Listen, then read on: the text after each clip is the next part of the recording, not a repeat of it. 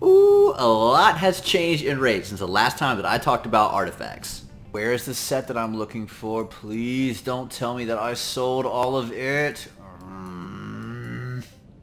See, I don't want that to happen to you. So today is all about artifacts. There's so much content that I'm going to break this into two different videos. And today we're going to talk about early game and mid game artifacts and what you need them for, stats, where to get them, etc. Things like that. And then the next video we're going to talk about end game content, which you're going to want to watch as you get closer to that end game, because you're going to need to know what should you be hanging on to. But today, early mid game artifacts. Let's get right into it. Here we go. Hey, welcome to the channel, everybody. I am B-Hub. I'm so happy to have you tuning in today. Like I said, today is all about some artifacts. So let's start out with the early game stuff. What do you need, like the second that you get into this game? What are the sets that you're gonna want to focus on and look for? Well, if you come with me to your campaign, each one of these levels has a little symbol next to it, and those are the sets that it provides, that it drops. This is life, this is offense, defense, crit rate, speed is on number 6, and lifesteal is on number 8. Those are the ones that you're really gonna want to be looking at and focusing on. Those are the easiest sets in the game. They give you the most basic bonuses. It just really they kind of do exactly what they say. They ramp up the specific stats, and then lifesteal is a little bit later on. It's kind of towards the more the mid game, but it's still going to be a pretty relevant one for you. But really, these right here, this life, offense, defense, crit rate, speed, those are all going to be kind of your bread and butter. And really, mostly, I would say these first 4 right here at the very beginning of the game. Those are the ones that you're going to be focusing on. They're going to give your heroes just those very basic stats to help move them through the campaign and a little bit further into this game. Now, something to know off the bat, just to kind of make something clear. In this game, you're going to have different rarity of items, right? Which is indicated by their color. So uncommon, common, rare, epic, legendary, right? The 5 colors that you're going to have available to you. Now, there's also stars. So at each place, you can get, from here, you can get from 3 to 5 stars. And mine's on brutal, so it'll be different if you're on normal. But that's the ratings of stars that are possible to drop from doing this run.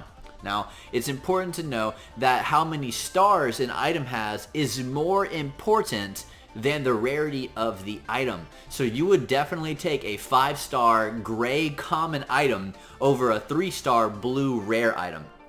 The stars mean that the item can actually go further in the main stat. And what is a main stat? If you look right here, it's I'll use the better one for example. It's this right here, this HP percentage. That's the main stat on the item. And the things below it, those are the substats. So what you want is a high star, good main stat item.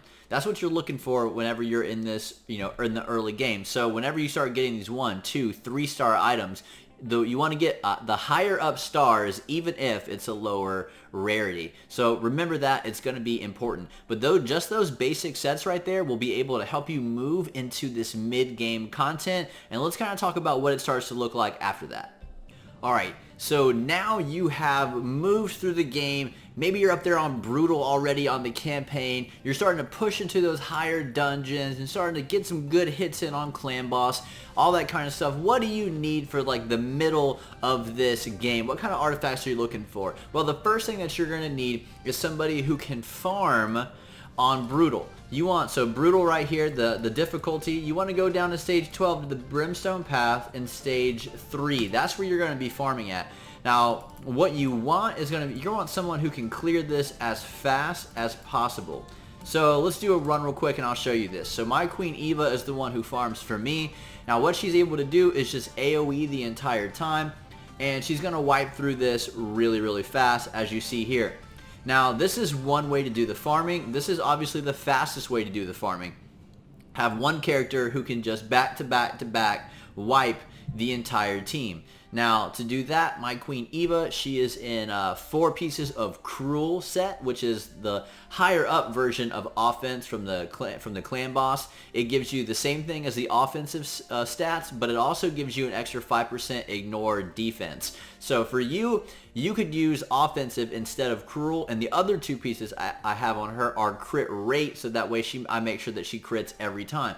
So that would be one way to do the farming. Now, another way is to use the lifesteal set, and you can use somebody like before I had a fast AoE farmer, I used Tyrell, and Tyrell is pretty good at this farming thing. He can come in and he's really not built super great right now. He's kind of built for something else, but he can come in and he's at least going to be able to make it all the way through this run, even though it's going to take him a little bit to do so.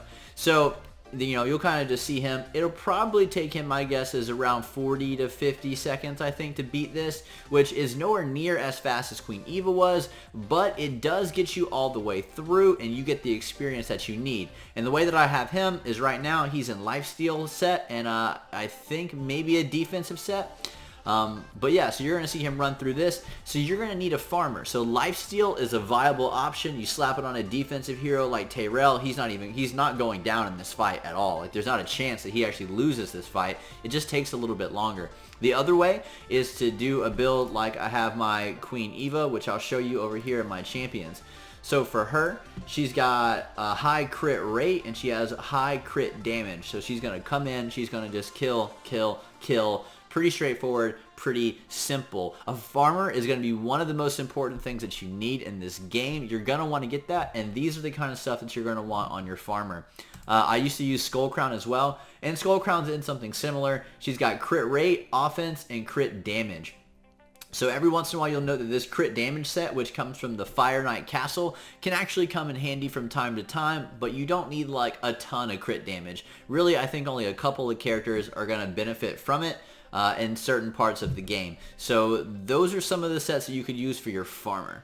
Alright, so now we've talked about your farmer. The other really big part of the mid game is clan boss. So how do you go about finding the right sets for clan boss? Well, clan boss, it might be a little more simple than you might think.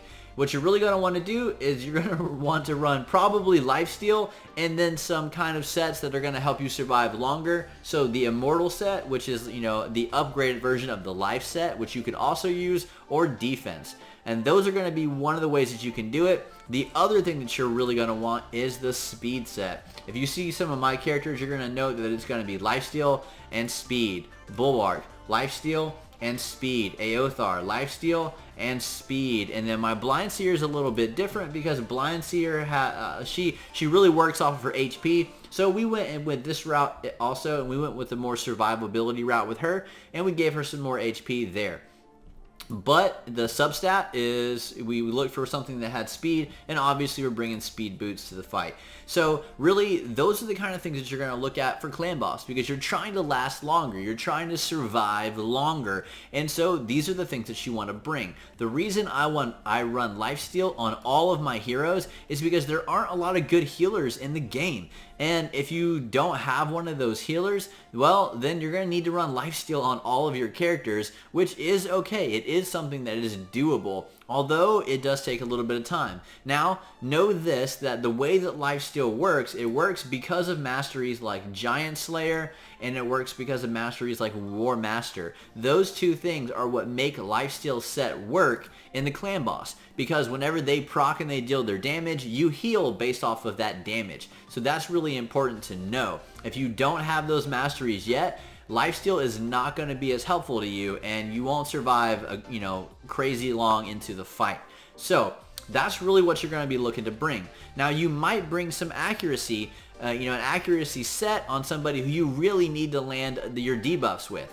Now, here's the thing about accuracy. Ideally, you're going to want to get it from other places. You might have to bring an accuracy set if you absolutely need to, but hopefully it's one of the first thing that phases out and starts to get replaced like something better, like speed. So the way to do that, you're going to want to bring accuracy on your banner, you're going to want to bring accuracy on your substats over here, and you're going to want to do it on your Great Hall. So check out my Great Hall video if you have not seen that, because it is very important to know what do I actually upgrade on my Great Hall. And the best thing that you can do is phase out those need for that accuracy set and replace it with something that can be more beneficial to you, like this. So really, for Clan Boss, what are you focusing on? Lifesteal, speed, immortal, life, defense. Those are really the things that you're going to bring, and you're really not going to break out of that mold very often.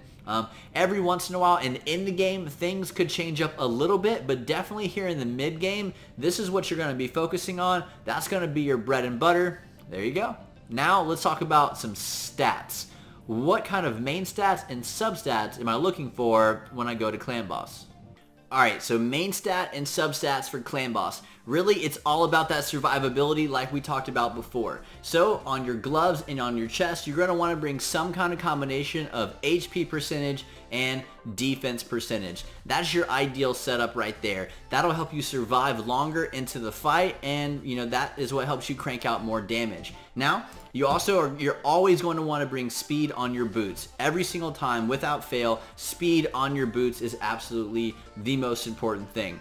Alright, so for your substats, you're going to want HP percentage, defense percentage, speed, and accuracy is going to be huge on those characters that you need accuracy for. How do you do that? Like I said, you put accuracy on your substats, you bring an accuracy banner, and you level up your Great Hall to make sure that you have enough accuracy on that. And that's how you're gonna take care of Clan Boss for the vast majority of the time. That's gonna be your bread and butter. That's what your go-to is gonna be. HP percentage, defense percentage, and speed on your boots, as you see me go through here, with an accuracy banner if you need to land an accuracy thing. And that's gonna be the same stuff on your substats. See? Pretty simple, straightforward. Look, that's a ton of accuracy, right? So, oh my gosh, his accuracy is almost at 300. All right, so Bulwark has plenty of accuracy. He doesn't need any more. He's doing just fine. So there you have it. That's really your Clan Boss stuff. Now, once you get into the end game content, every once in a while you might find a hero that works a little bit differently, and then you can start working on some different builds, but I'll cover that in the end game. Even somebody like Dracomorph, who is an attack hero whose damage is done on attack, you still want to bring HP percentage and defense percentage even on somebody like him, because his damage is really done on the debuffs and not on his attack damage itself. Now, once you have covered your survivability, if you can find some room for some attack percentage, then yeah, go ahead and find room for your attack percentage on those substats, but the survivability is the most important. Alright, now what about those farmers? What about somebody like Queen Eva? Well, you're definitely going to want crit damage on your gloves. That is what you're going to be looking for, because you're going to want to get your crit rate from other places, ideally from either the set and, like I said, all of these substats on here. Crit rate is going to be super important for that. So crit damage on your gloves, because this build is going to be high attack. You want it at 100% crit rate, and then you want as high crit damage as you can possibly go. So crit damage on your gloves, attack percentage on your chest, and as long as you are going first in the fight, you can afford to bring some attack percentage on your boots as well, and that's really no problem. But you just have to make sure you're going first in the fight. Now, what do you want on these substats? You have to have crit rate, because that's super important. Then you want crit damage on your substats, and you want attack percentage on your substats, and that's how you're going to build somebody like Queen Eva. For somebody like Tyrell, who can possibly be your farmer if you're using that lifesteal set, you're just going to want as much defense as possible, because he's a defensive hero and his damage is based off of his defense. So run as much defense as you can possibly get on him on main stats and on substats. As long as he's going fast enough, he should be just fine as well. So that's really, that should tackle your main stat and substat kind of issues. If you have any questions, let me know in the comments below. Now, next week, we're going to tackle that, that end game content, and things are going to get a little bit different. Now, tune into that video, because it is going to be crucial to know, man, what some of these other sets that I might need to be looking out for that I haven't really had on my radar up until now. So make sure you're not throwing away any of those sets. So check out that next video when it comes out. And hey, if you got something out of this, hit like, hit subscribe. I really appreciate it. And if you really feel led to, then you can put a even do a donation. Hey, shout out to Jason Kelly, who was my very first donation ever. Man, you are now in the history books for me. You're one to remember. I'll never forget that. Thank you so much for that. It meant the world to me to actually see that. Man, it blew me away just even getting one donation. I was like, wow, that's so cool that somebody would do that. Thank you for that kind of support. Man, I really, really appreciate that. So thank you all so much. Man, y'all have been absolutely great. And until next time, peace out.